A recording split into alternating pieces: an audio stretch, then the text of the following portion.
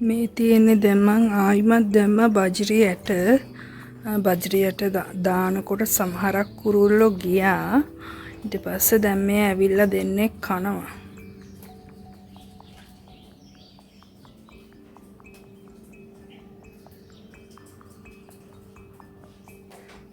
සමහරක් අය කුරුල්ලන්ට ආදරේ කියලා කුරුල්ලන්ව කූඩු කරලා තියෙනවා. මට එහෙම කියලා තියෙනවා. ඉතින් මම හිතන්නේ ඒක හරි දෙයක්, හරි පුරුද්දක් කියලා. මොකද කුරුල්ලන් කියන්නේ විශ්වයේ ශක්තියක්. ඉතින් විශ්ව ශක්තියට ආදරය කරන අය එහෙම කරන්නේ නැහැ. මම ඕගලන්ටත් කියනවා අනේ කුරුල්ලෝ ඉන්නවා නම් ඒගොල්ලන්ව කූඩු කරලා තියන්න එපා. ඒගොල්ලන්ට නිදහසේ ඉන්න පුරුදු කරන්න. මේ වගේ ගස් කොළන් වවලා තියෙනවා නම් අනිවාර්යෙන් ඕගලන්ගේ ගෙදරත් එක කුරුල්ලෙක් හරි ඉන්නවා ඇති කියලා මම විශ්වාස කරනවා. ඒ විදිහේ පුංචි සත්තුන්ට පොඩි හරි දෙයක් මේ වනතත් බත් ඇටයක් හරි බත් ඇට ටිකක් හරි කන්න දෙන්න.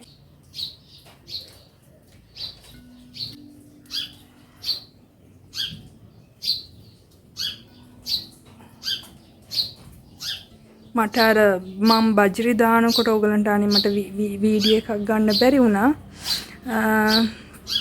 ඒක මොකද නිදහසේ කරන්න ඕනේ වැඩක්. ඒකයි මම දැම්මේ නැත්තේ මෙන්න මේ අයින් වලටත් මම මොකද මේ පැති වලටත් ඒගොල්ලෝ අර එන කොටා ගන්න නැතුව රණ්ඩු වෙන්නේ නැතුව ඇවිල්ලා කනවානේ.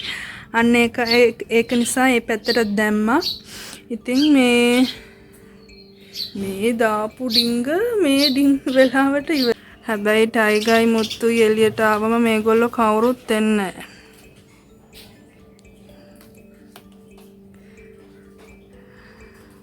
ඇයි ටයිගර් නිකන් අර කවුද වගේ දුවනවනේ. ඉතින් මේගොල්ලන්ට අනතුරක් වෙයි කියලා මම ගන්න ඒගොල්ලන් ගන්න හවස් වරුවට මේගොල්ලෝ දවස් 30ම නිදහසේ ඉන්නවා ලස්සන්ට. මං හරි ආසයි කුරුල්ලන්ගේ සද්ද ඇහෙනවට, වැස්සේ සද්ද ඇහෙනවට, ඒ වගේ දේවල් වලට මං ගොඩක් ආසයි.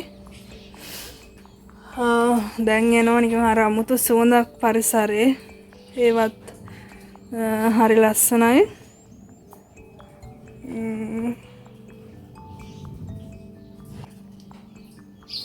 ටයිගයි මුත්තුයි හොඳටම නිදි ගොරව හොඳටම නිදි. ඔය දැන් පේනවනේ මේගොල්ලොත් රණ්ඩු කර මේගොල්ලෝ නම් එච්චර රණ්ඩුවක් කරන්නේ නැහැ. අර ළමා කමට වගේ ඔය හැමතැනම හොයනවා. අන්න ඔය තැනටත් මම බජරේට ටිකක් දැම්මා. ඔන්න අයිනට තමයි මම දාන්නේ. හැමතැනම සර්ච් කරනවා පස් හූර දැන් අවුව තියෙන කාලේ එළියට ගිහිල්ලා හොඳට නාලා කරලා වැලිත් එක්ක ඊට පස්සේ වැස්සට තමයි අපේ පැත්තට එන්නේ. ඇවිල්ලා කනවා ඊට පස්සේ ආයි යනවා. ලේන හිටියා ලේන නම් පේන්නවත් නැහැ.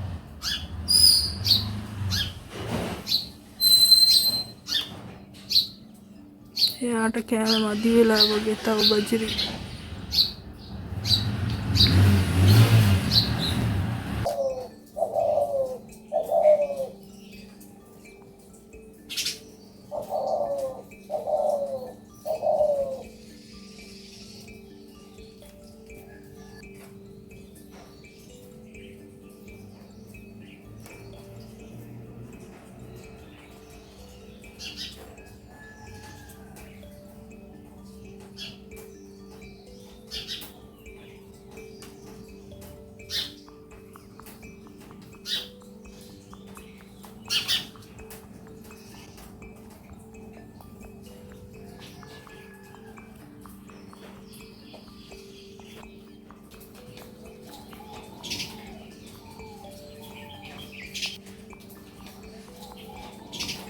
කුරුල්ලන් කියන්නේ විශ්වයේ ශක්තියක්.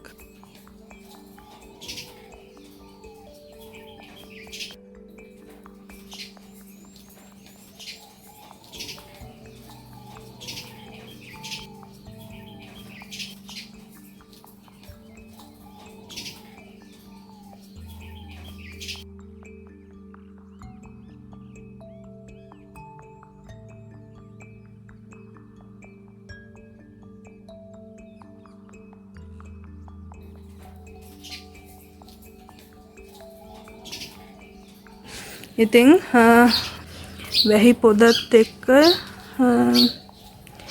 එනවා.